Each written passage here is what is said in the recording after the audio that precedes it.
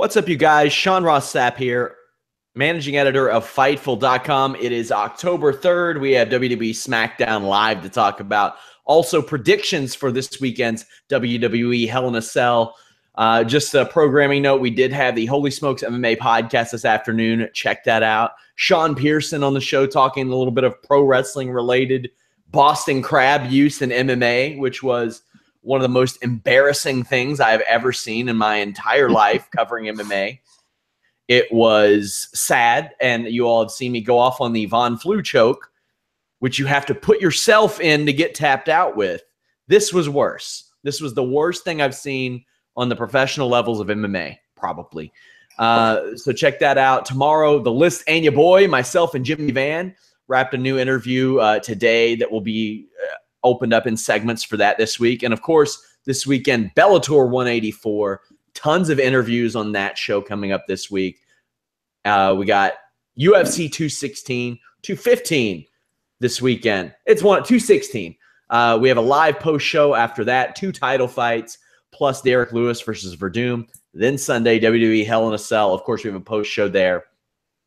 I want you guys to head over to Fightful.com. Check out all of our photos, videos, news stories, exclusives. We have analysis. We have match ratings. We have interviews. We have Brandon Howard's statistical and financial analysis for you guys to look at. And, of course, our forums. I'm starting a new contest up on the forums probably tomorrow, The List and your boy. So go check that out. Interact with us. Join in on the live discussion. Without further ado, I am joined by Anna Bauert, who did not do a lower third tonight. Anna, were you trying to make a statement? I'm just showing off some it was a conscious decision. Yeah, so I put it up, and then I took it off when I realized you can see my shirt. So you're getting interrupted just like Elias would if he were here right now. Yeah, pretty much. So I can introduce appreciate it. Jeff Hawkins, the babyface. You're only encouraging more Elias, Anna. I can't accept this. I love Elias. You're not a fan of Elias? I'm not. I'm a fan of. What's your taste? I'm a fan up to a point.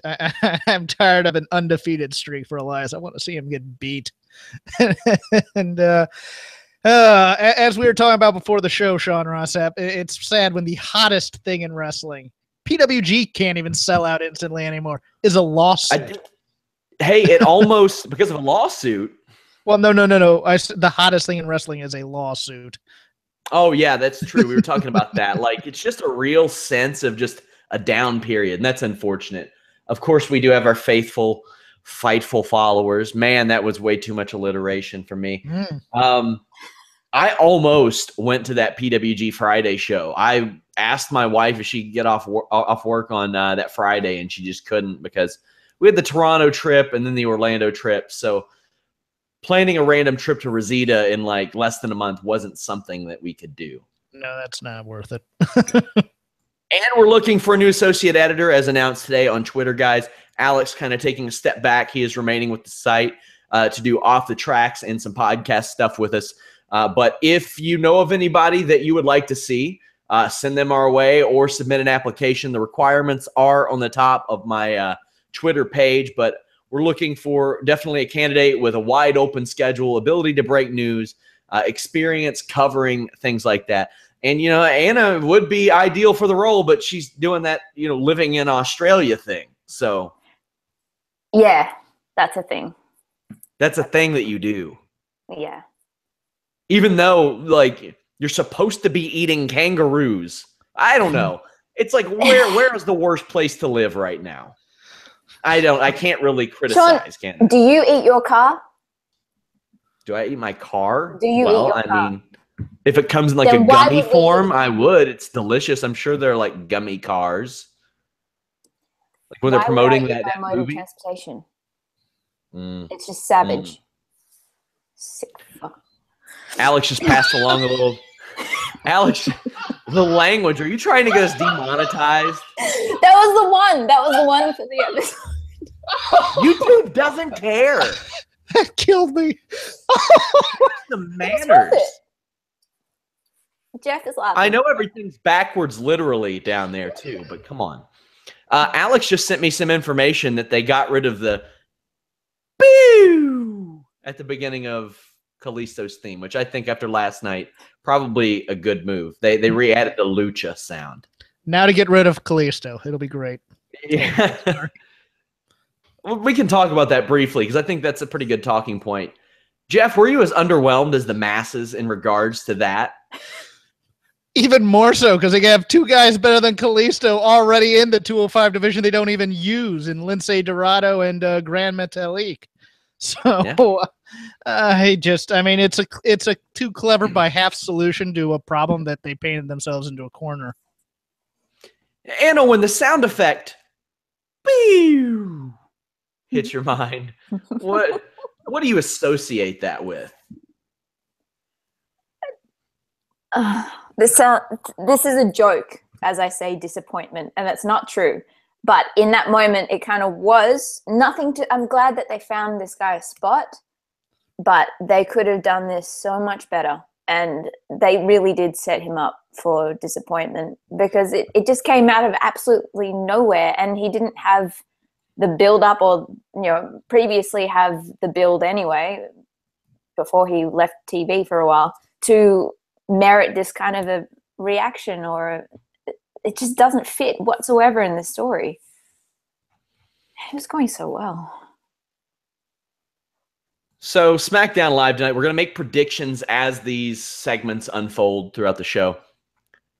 Nakamura is brought out by Renee Young to a huge ovation. He's given some real duty dialogue. Jeff, what were your thoughts on this? He was over with the crowd big time. Yeah, until he started talking, which is his weak spot. Still liked him. Well, this was such a lame response to the question. It's just sticks and stones may break my bones, but names will never hurt me. Well, I'd much rather him say like stick and stones may break my bones, but I'm gonna break Jinder's face. That would have been cool. I don't think it would have been that cool. I think you're overestimating not from him. I mean, look, cool factor. Anything other than what he said would have been better than what he said. That's my opinion. This was full of cringe for me. Anna, yeah, this dialogue, your thoughts? I remember being taught this stuff in primary school. Yeah.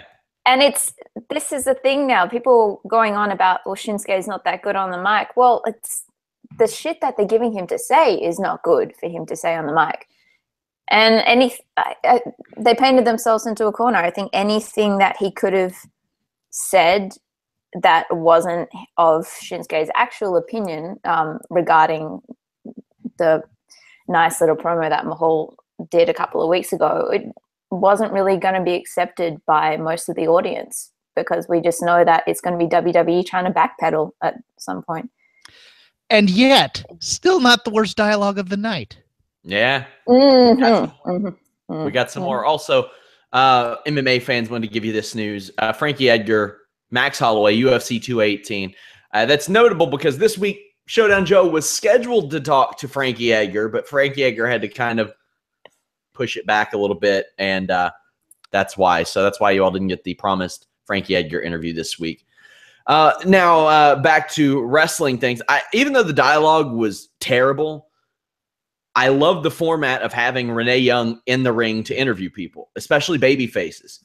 Because as I've said before, when you're prompted to say some stuff, even though it's dog shit dialogue, it comes off a lot better than you coming out. Like, imagine if he just came out and said, sticks and stones will break my bones. That would have been even worse. And unless you're like an Enzo Amore, which that's kind of his deal, I think it comes off as kind of pretentious to just run out there and be like, okay, I'm going to talk about this guy who I don't like. Yeah, the other thing that didn't help also, I mean, I liked the Renee touch, but the line, but also just the Shinsuke, here's the question, and then just the pause and the Like he had to think about this. That's the part that got me, not the line. It was just the whole production number out of that, and then coming up with that for a line. Just it really rubbed me the wrong way tonight. I'm kind of cranky though, so. So Jinder shows up, attacks Nakamura from behind. Nakamura fights back, but the numbers game is too much. A notable point of this opening segment was that the Singh brothers have their own music. Anna, does that mean they're in for the super push of all time? Yeah, because Mahal can't do it for himself. It should be. They should be. They're great. It's also a great thing the Singh brothers were there to make sure that Jinder Mahal knew how to do his finish this time. They basically put Nakamura in the hold for Jinder. They're like, this is where your hand goes. You put the quarter Nelson here. You grab this one. Okay, now throw him. It still looked bad. It all worked out. Huh? It still looked bad. It did. It's a very easy move. Natalya and Carmella defeated Charlotte Flair and Becky Lynch. Nice to see that Becky still exists. Fantastic crowd that goes crazy when Charlotte's tagged in. Not a bad match at all, but most of it takes place during commercials, so I can't ask Anna about it. No, but we did see the promo that led up to the match. Okay, let's talk about that. Kill it with fire. Just kill it. It's something about dogs. I don't know. It's Natty's delivery. It's like getting a fork and sticking it into my back and then just drawing it down. It's something like, because if you do, you're gonna be really sorry. It's, oh, dude, you're letting yourself down at this point. Like in ring, you're so we already are good. sorry. Anyway, that's what I saw. Carmella hits Becky with a briefcase, distracts Charlotte long enough to get submitted with the sharpshooter. I think we know where this is going. You can place your bets on Charlotte Flair, I think, Jeff. Yeah. You liked this match more than I did. I just got after the third or fourth drop kick that missed by half a mile that you could have actually run a truck in between the amount of space between them. I just got tired of it. I'm just like, whoever is agenting these things, work on the drop kicks a little bit because they're back to being on everything where these girls bump before the impact. Yeah, and that happens a lot. Clotheslines and drop kicks. Steve Austin recently kind of went off on the clothesline comeback, and he was like, they got to bump and feed and bump and feed and bump and feed and do this over and over and over and over again. Some of them aren't fast enough to do it. And the drop kicks are one. Like, you all know how I feel about crappy drop kicks as it is, but I mean, come on. If you hit a real good drop kick, you can make it mean something. Yeah. Question, because it got brought up elsewhere, and it was a good fodder for discussion. And since you kind of alluded to it, Becky Lynch, is this possibly the biggest waste of talent in proportion to how she's being used on the main roster right now? And they waste a lot of people. They really do. She's only had one good match since getting brought up to the main roster, and that was really the triple threat at WrestleMania. To me, it's not much of a secret. Charlotte and Becky are the two most valuable on that brand. Yeah, and it's just like but they've been doing this with both rosters, both the Raw and the SmackDown women's roster. We haven't been seeing the kinds of matches we were getting in NXT. We haven't been seeing the kind of angles we've been getting in NXT. So I mean, it's one of those things where it's like, but Becky, especially in this role, she's playing second banana to Charlotte. So it's just one of those things that just it continues to amaze me that we haven't seen more good matches from her. It seems like they're trying to keep the cupboard full, so to speak. Like they're saving it. They're saving it. Meanwhile, on Raw, there are things like Braun Strowman's not going to have a first time matchup before long, like on that brand, because they empty the cupboard with him. And they're emptying the cupboard with him because they didn't pull the trigger on him maybe when they should have. Yeah. With Charlotte, like on the SmackDown brand, they haven't pulled the trigger on her yet. And it's like they're trying to keep it full for when they do. Then maybe they go to Becky Lynch. because it's been all everybody else. I mean, for a hot minute, Tamina and Lana had a storyline that got dropped. Mm-hmm. So, well, first off, Anna, what do you think of that situation, and who do you think's winning Sunday? I think there's still a possibility that Carmella will. Mm-hmm. I don't know. I want to hold off saying cash in because I feel like that's not quite where they're going with this yet. Otherwise, Charlotte. I just think in terms of Becky not being used, it is a huge problem with all these talents that they're not using in general across the board. But I also think it's a lame excuse to say, you know, we want to hold her off for something else, because I think they just don't know how to write for them still. And that isn't an issue at NXT. The storylines they come from wherever. It doesn't need to be a feud based on, you know, my last name or, you know, bitchiness, to be perfectly blunt. And it's a huge problem on both brands, but it's hurting girls like Becky the most. And that's shit.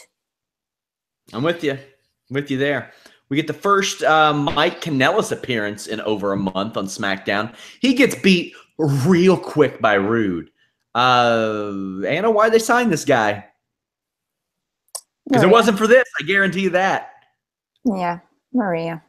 I mean, it was good to see him back, and it's interesting haircut. He looks like that girl from Freak Show, American Horror Story. Yeah, he does. I know who you're talking about. Yeah. I liked this brief little match, and it was fun. And Corey Graves is MVP for the night with the hallelujah chants, and then cutting up Byron, saying, "No, Byron, you're not involved in this." His disdain, like Corey Graves' total disdain for Saxton, is a highlight every week. Oh, it was fantastic. Not you, Byron. You lower the value of everything. That won the night for me. There was a lot of angry love from Mike Bennett, which I really liked.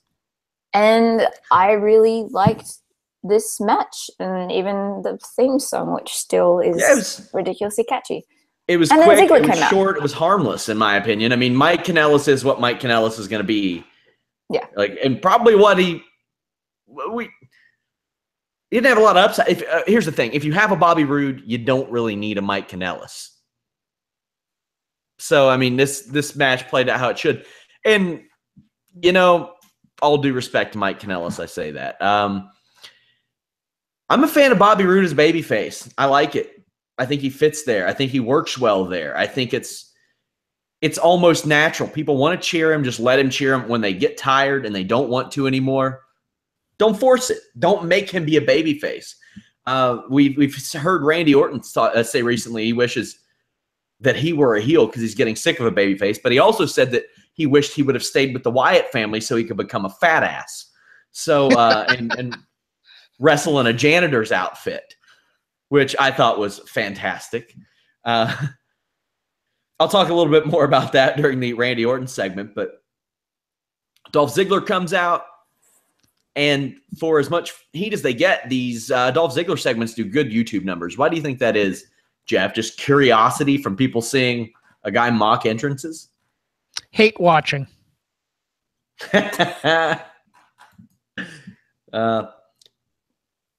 So that's why Ballers is still on my DVR.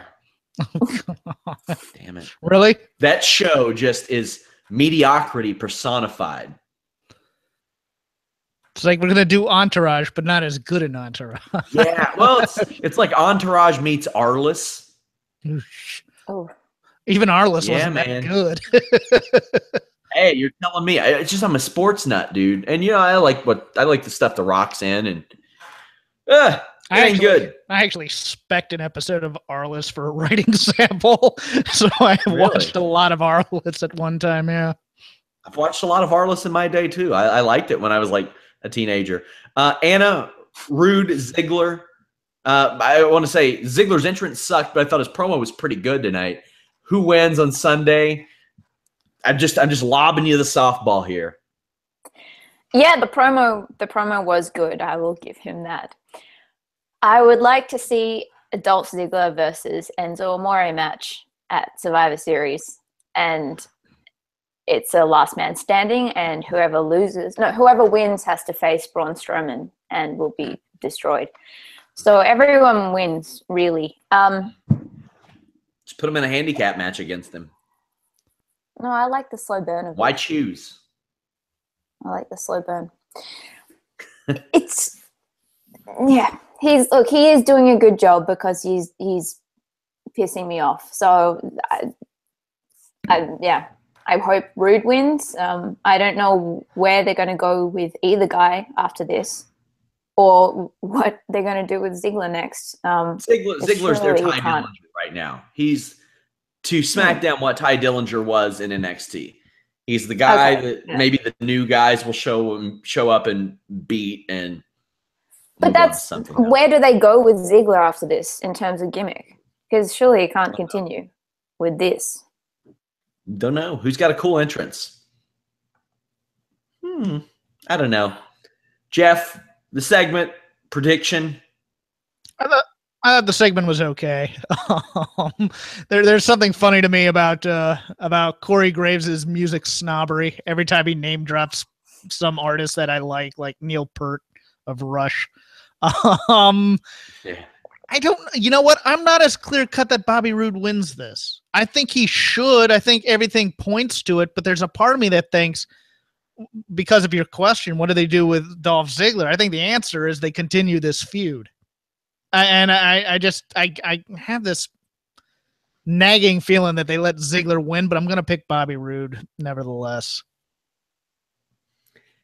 Tye Dillinger, actually, it's the next segment over. New Day and the Usos, we get a promo from each of these teams. This is usually what it usually is. The Usos cut a really awesome promo. New Day are harmless, pretty much. The Usos, to me, are something special and real, and I'll tell you what is particularly impressive to me about them. They have been stale twice in their career to almost like a really bad level, and both times they overcame it. Not only that, the first time they were stale, it was such just a slow, like natural them getting over. Like just one week I was listening to the crowd, and I was like, wow, these guys are over. They just got over. They added some face paint. They changed up their deal. They made slight modifications. They got over. This time, that got stale, and they did a complete overhaul. And it's really awesome. It's really great. This is it's just working. And usually by now with any feud, I'm sick of it. I don't want to see it anymore. I'm done with it. This has been going on for months, and I'm still into it, Jeff. Yeah, and look, this is where attitude and emotion are really overcoming the material, because to me the Usos promo, when you listen to the actual dialogue, it's still it's a little hokey, it's a little soft, but the way that they deliver it make it think that it's intense. And it's more intense than it is. And that's really the magic of the Usos right now. I think they're great. I think they're a great act. I like just having someone who's angry and you believe that they're angry on a show, where in a company where they don't really encourage that kind of thing. And I think the New Day are the perfect foils for that, because they're the clown princes of wrestling. So I think that's a good dynamic. My question is this a lumberjack in a cell match because they said they're going to put the other tag teams in there? I don't think that's true. I don't think that's a literal thing, right? Yeah, I don't think so. But I am very much looking forward to this match. This is going to be the match of the night, and this is going to be awesome.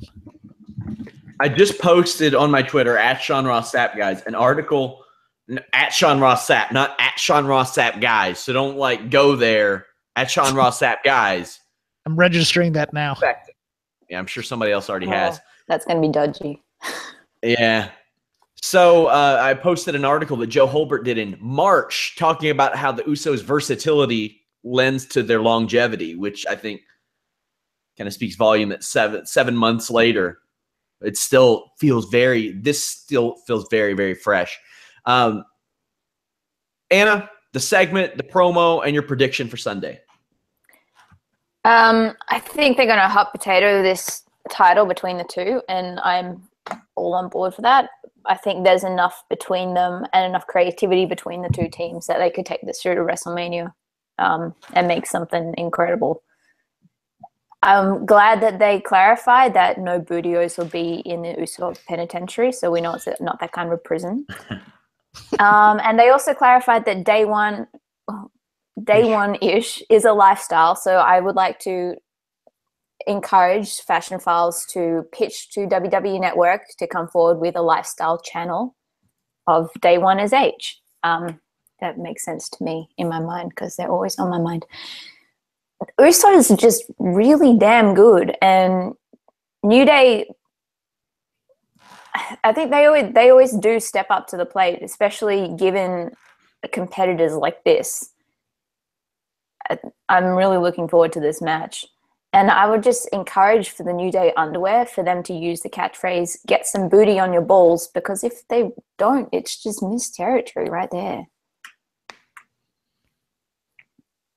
You proud of yourself? I'm so proud of myself. Jeez.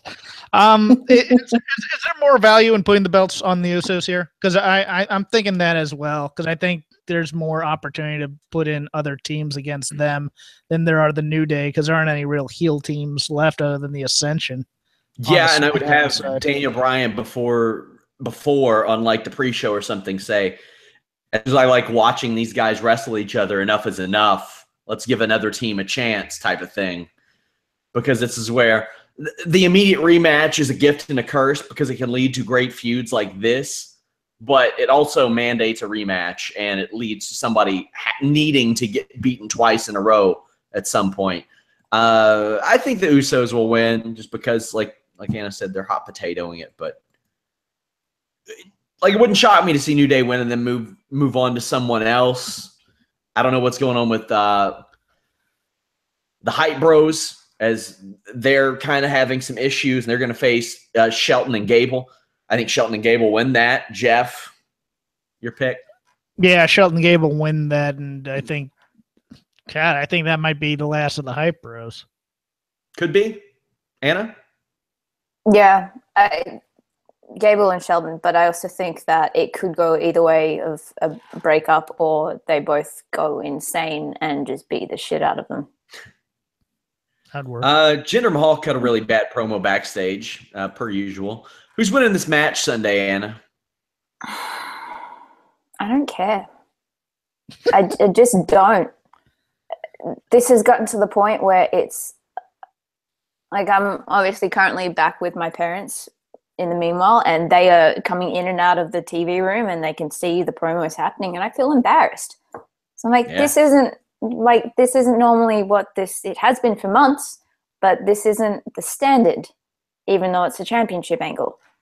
I just don't care. And somebody tried to advocate this and pointed to, they said that last night I tweeted that Jinder Mahal has pushed a lot of interest off of this show. And I see it in web traffic. I see it in viewers. I see it in viewership of this show, of any show.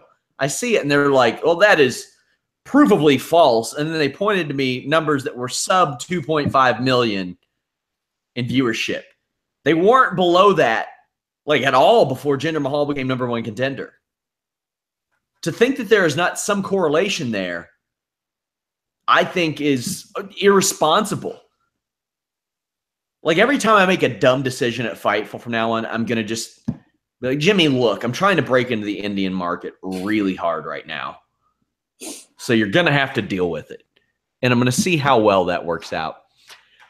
I think Jinder Mahal wins this because they are going on tour in India in December. However, if for some reason Nakamura gets added to that Indian tour, it would not surprise me if Nakamura beat him for the title before then, and then they do a big title victory in India, just as an effort to do that. Jeff, Sunday, Jinder Mahal, Nakamura. For some reason, they're gonna do. It's gonna be. Damn you! Not in a cell. Nakamura. The match that needed it. The match that needed it. That called for it. Not in a cell. Yeah. Unless they change it at the last minute. Singh brothers flying everywhere. Yeah, it needed it. I think you're right. I think Nakamura may win here, even though that goes against everything I'm thinking, so that Jinder can get the win in India. That sounds good. Yeah. When's that December pay-per-view? Let me take a gander at the Fightful.com events section where you can go to see all the latest for boxing, MMA, wrestling events, what we're going to be covering coming up. We have all of them. Everything from King of Pro Wrestling, Global War Chicago, TLC, Bound for Glory. In December, man, it's a SmackDown show, so it's after the India tour. So maybe they could do a title switch then too. Jinder Mahal is a 2-time champ.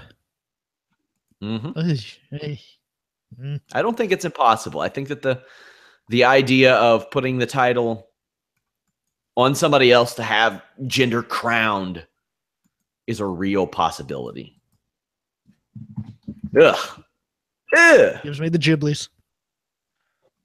The fact that he got it once, like, and you know, early on you had everybody saying, at least they're trying something new.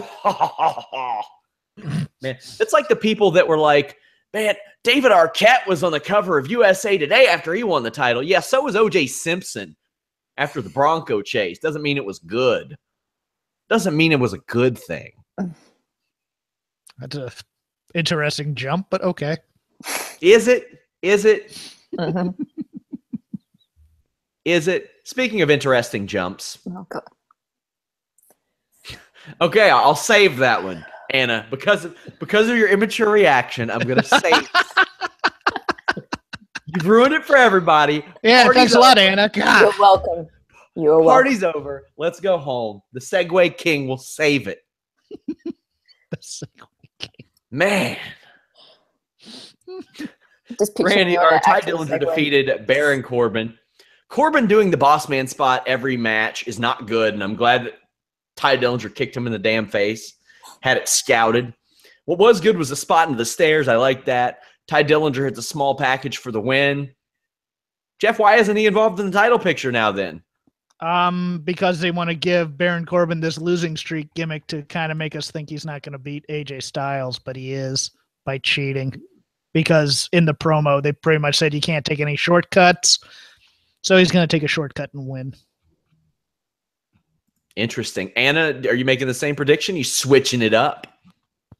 Yeah, I think this isn't the end of Dillinger in the feud. I hope it isn't. I really like him and his Sex Panther tattoo.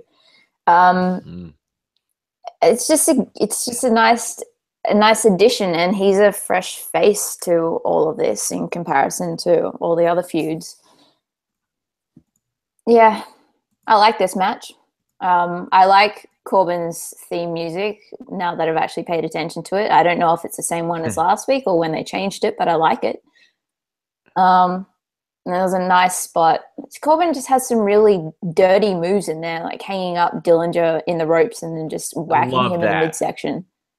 On the outside, I need to add it to my notes. I loved that move. That was a really cool, different move.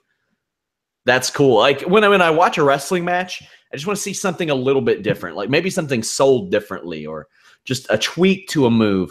That's when Sasha Banks started doing the knees everywhere, knees, and she would switch it up just a little bit. She would do it in a different way. It slowed down a lot, but I really appreciated that about her. Baron Corbin doing that fit his character. It's something that he would do. I like that. I dig it. Yeah, I think he's going to win on Sunday, and we probably get a rematch because that's what they do. Randy Orton defeated Aiden English in it was a rubber match, technically. I love that Rusev accompanied Aiden English to the ring. Anna, just walk me through Rusev and his hilarious transition from angry to optimistic over his ruined day. Rusev is the hero that we need and the hero that we don't deserve. He brings light into my heart, into my life. And Aiden English is essentially his new Lana in this situation, and I'm all for it. It's just his delivery of last week was supposed to be a happy Rusev day, but you ruined it. It was just Rusev number one. Rusev everything. Him bouncing back to from angry to, but there will be plenty more. That was great. And it sets up Orton perfectly because Orton does ruin everything at this point in terms of Rusev. This is the kind of Orton I want to see, though. Like, I don't want to see him having even 5-minute matches, 5-6-minute matches. Get him in there, have him RKO somebody, get him the hell out. This was also harmless, but Jeff, who wins Sunday? Orton. Yeah. I think Rusev's eating another RKO. I think he's fantastic. I agree with everything been said so far. Rusev's eating another RKO? What did I say? You said Orton. Okay, no. Well, that'd be cool. If Orton could RKO himself, I would be, yes, I'd be very impressed. When he retires, I want to see that happen. You know what? Skinny Orton could RKO fat Orton, and then we'd all be, happy. I like the Aiden English Rusev pairing a lot, but I think they're going to view it as a comedy mid-card act rather than trying to get Rusev over, so I think Rusev eats it here. I'm with you. I think so. Unfortunate, but yeah, I think so. I like the pop-up RKO. That was good. I want to see Randy Orton's matches go like a couple minutes and he just, bam, new one. They're finally taking like the diamond cutter method where DDP would throw him up on his shoulders or hit it out of the corner or the rebound deal. I mean, it only took him a few years after Vines went viral. There were women who I taught kickboxing to who didn't know any pro wrestlers, but they knew who Randy Orton was because of those Vines. I didn't realize they had transcended like so much, but they had. Backstage, Sami Zayn tries to talk some sense into Shane McMahon, brings up how he was Kevin Owens' best man at his wedding, and Kevin Owens still attacks him all the time. Shane isn't having it. McMahon comes out and says some stuff that doesn't particularly mean anything until he drops the stipulation that his match on Sunday will be Falls Count Anywhere. Anna, do you like this? Does this undermine the purpose of Hell in a Cell? What do you feel about this match? I don't mind it at all. It's something different. I hope this leads to a second empty arena match, but you never know. And we got that little segment. SmackDown matches usually are empty arena matches. Didn't want to go Yeah. there. By the way, you all may be alone on the November 28 podcast. I think I might go to SmackDown that night. Okay, bye. Okay, why be rude? Why be rude about it? Man, you know what? It was great having Sean Ross Sapp around. It's just a shame he died. Wait, what? Why say hurtful things? Why be mean? What do you gain? His was way more hurtful than mine. Because it's fun? Well, to be honest, let's be real. I don't give a shit about what either one of you say. So neither one of them are hurtful. But both of them are rude. So from there, we will move on. Mine was glorious. Jeff, what do you think about the addition of the Falls Count Anywhere? The old former WWE Smackdown versus Raw rules where you could pin somebody on the announce table if you wanted to. Can I say it's dumb to have it with a Hell in a Cell stipulation? Sure. Because the whole point of Hell in the Cell is to keep you in the cell. The point of the cell. Yeah. So that means obviously that this match is leaving the cell and going everywhere outside of the arena, which means the stipulation only matters because Shane's going to climb on top and jump off of it through a table, probably. So, well, okay. So here's where I think they saved that, Jeff, is because Kevin Owens promised that. Okay. He straight up said, "I'm taking you to the top of the cage and I'm throwing you off of it." That's what he said. You know what? Unless they take the cage with them around the arena. It would be fine if they had established, kind of the you can pin a guy anywhere in the cell, anyways. So, but I don't know. Maybe I'm being too picky about this one. I just thought that kind of why even have the cell then if it's a Falls Count Anywhere. But that's me. Somebody says, Sean, why would you make Jimmy spend the money for you to watch this trash in person? Jimmy's not spending anything. It's tax deductible. Duh. Shane McMahon, after that, is lured up to the merchandise area, which is surprisingly empty. It's surprisingly empty. And he eats a sad-looking powerbomb from Kevin Owens. I'm talking like this was a depressed powerbomb. This powerbomb has seen some bad things happen in its day, and it just wanted to be left alone. Owens goes back to the ring, says he agrees with the decision, and is throwing Shane off of the cell. Shane drags himself back to ringside. It's a sad-looking flying clothesline off the barrier, but the crowd buys into it, so I guess it doesn't really matter. Kevin Owens beats him up even more. Anna, Sunday, who's walking away the victor? I think KO. I think he goes too far, and I think it brings out either Steph or Triple H.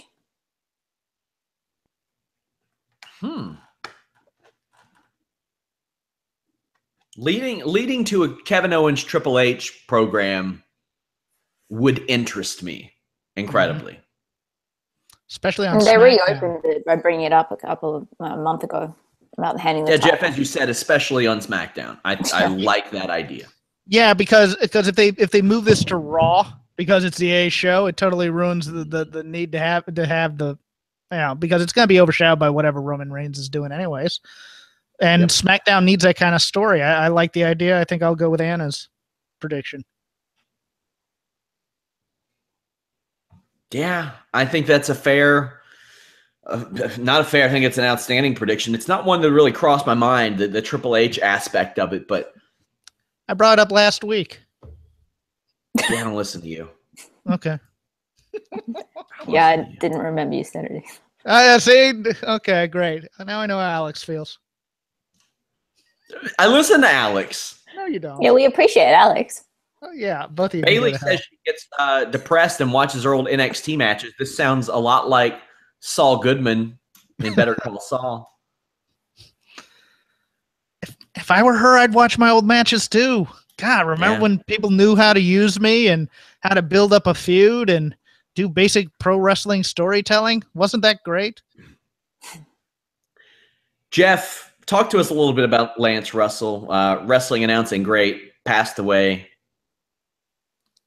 Lance Russell, to me, Lance Russell is a part of that generation of announcers, kind of like Bob Caudle and Gordon Soley, who I think Dave Meltzer used the best word. Integrity is the best thing. In this world of carnies, you believed Lance Russell. I met him once. I think it was 95 when he was doing stuff for Smoky Mountain. Nice as can be. I think he's something that modern wrestling is really missing, and he was so low key. I compare him kind of like your uncle.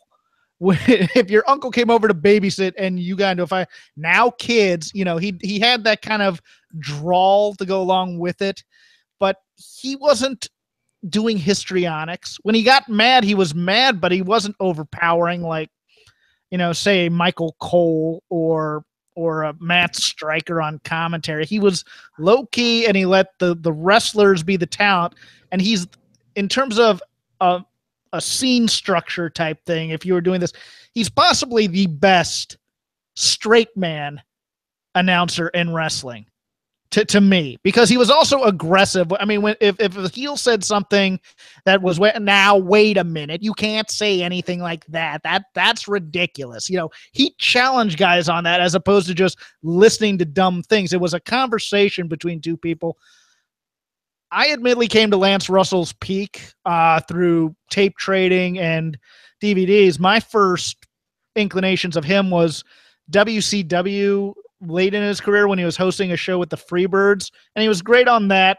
But I didn't appreciate him until I started watching the Memphis stuff. I think Lance Russell is possibly the best interviewer in professional wrestling history. Even better than Mean Gene. Mean Gene's a little too carny for me, but that's just me.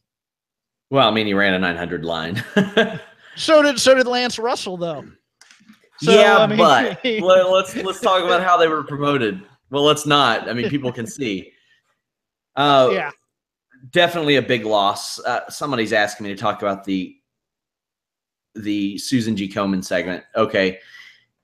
Good for those women. I don't know Dana Warrior's stance on the issue, but I don't like the fetishizing of the Ultimate Warrior and how caring the man apparently was. I'll read you all this quote that I posted on Twitter from Ultimate Warrior about Bobby Heenan after the self-destruction of the Ultimate Warrior DVD.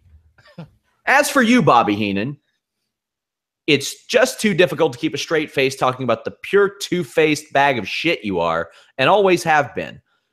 What with you actually wearing one as a piece of body jewelry?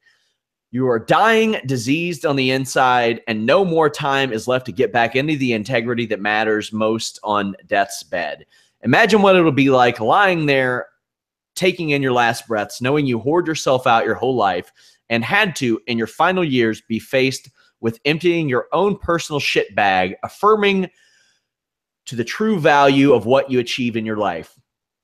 Not even Vince could come up with a better finish than this. Karma is just a beautiful thing to behold. End quote. Yeah. That's why I didn't cover it on Monday, and we got a lot of requests too. That's why I won't be talking about it throughout any more of the segments that they do. Can I just say one thing in regards to this? Because someone tweeted us yesterday saying something similar about, bringing up Ultimate Warrior's past with this stuff. And from what I've seen of Dana Warrior and her blogs and everything else, this seems more like it's her initiative. This is more to do. And they're using Warrior's name and his legacy to promote this to a wider audience that probably don't know about this stuff. Too. Yeah. But this is very much from Dana Warrior. And I completely get why they can see the hypocrisy in this. And they could have picked. It's unfortunate because I think that this is definitely her cause, but because of the past stuff that has been said by her husband, it now mars it. But my initial reaction to all of this, given the amount of bad shit going on in the world right now, seeing something like this on my TV, I'm all for it. And that's what I want to focus on. And maybe that's just me trying too hard to turn a blind eye to this other stuff. But she is not her husband. She is her own brand. They have opened up this discussion because they are using his name and his likeness. And his logo. But this is a great initiative for women who have gone through some really tough shit. And for me personally, I didn't really tweet much yesterday because I don't want to be on social media right now because it's really hard to take. So this kind of thing helps the world, and it's unfortunate, this side effect. I don't know her feelings on what Ultimate Warrior said, but it doesn't sit right with me after, I was very coherent in taking in all of the things that Warrior was saying. And of course he was angry after that DVD came out, but he was different before he died. I don't think they would have him in the company like this now if amends weren't made.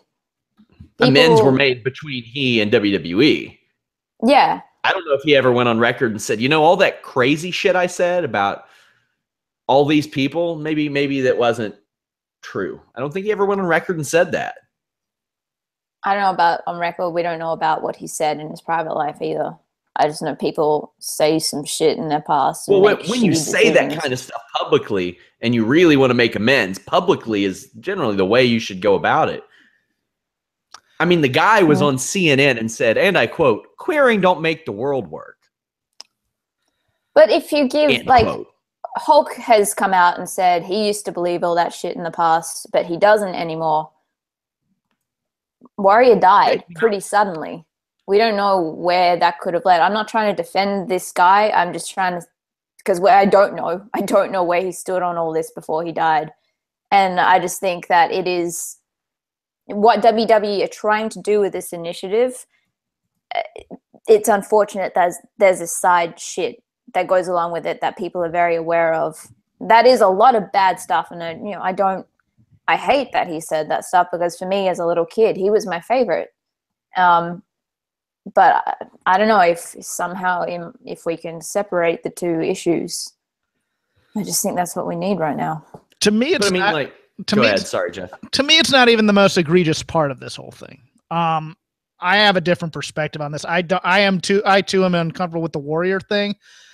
I'm more uncomfortable with if these women are not wrestling fans, and the past few years they've done this, they haven't been, and they bring them out, like especially the Joan London segment. I remember last year Enzo and Cass were the ones who came out to kind of celebrate, and if they're wrestling fans, fine, but if I'm a cancer survivor and I'm getting brought out as part of this corporate thing, and it's this gaudy, bordering on stupid presentation with, all the female talents wearing shirts or another talent wearing shirts, and I'm getting presented a belt in kind of not even a reverential way, so to speak, kind of in that hokey, campy WWE way, I'd be embarrassed to do this. And I'd much rather they do a video segment where there was some reverence to this whole thing, as opposed to kind of shilling for the company where they're kind of virtue signaling how much they care about breast cancer, because that whole quote from Stephanie is still in the back of my mind about philanthropy is the new marketing type of thing. I think there needs to be a little bit more reverence for the women who survived breast cancer in all of these segments than they've been giving them the past 6 years. That's the thing that's been making me angry about this whole thing. I mean, the Warrior thing is the cherry on top for me. So, I mean, I will put this to you in terms of that like these women would not be there if they didn't agree to it and didn't agree to the setup. And I don't think they have a damn clue what Ultimate Warrior has said in his past. But also, I think my guess is these women have families and kids who are into wrestling, and it's not when a woman gets breast cancer, it's everyone around them that's affected. And I thought they were put up by the Susan G. Komen Foundation. I thought the foundation was the one putting up breast cancer survivors for this kind of public display type thing, because it was obvious to me, at least for a few years out of this, that they were not wrestling fans, that they were getting this, like when they were giving replica belts and they're just looking at them going, what am I supposed to do with this? I mean, it's one of those touchy things for me that I think they should be done with a little bit more solemnness than there is. Well, they don't have, I don't think anybody that I recall that, like, from a female perspective, that was diagnosed with breast cancer outside of Mariana, who passed away in like 2004, and she was there briefly. But I mean, Zack Ryder's battled cancer, Jim Duggan's battled cancer, Michelle McCool's battled cancer, not breast cancer. But I mean, they do have cancer survivors that they are on good terms with, that they could kind of use in this situation.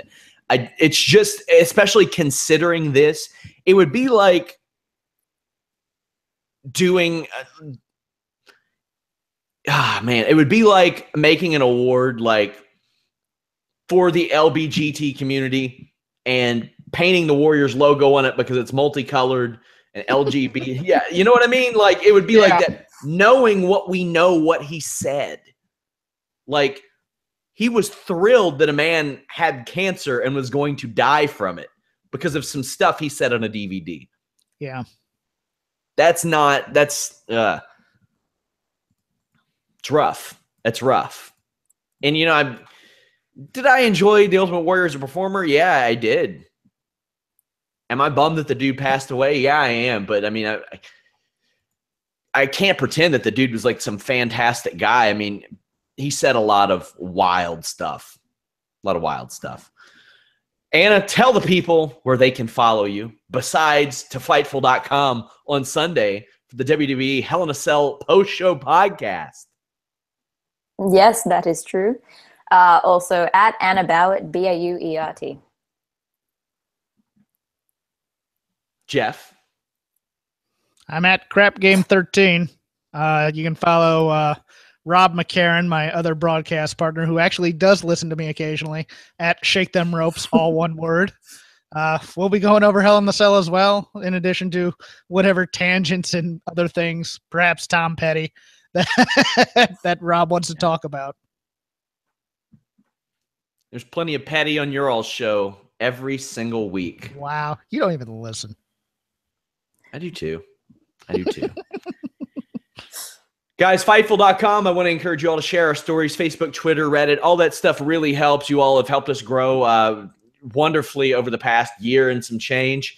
Please keep doing that. It really helps out when you subscribe, iTunes, Stitcher, YouTube, you thumbs up, comment, participate in the chat. Anything like that is of great service to us.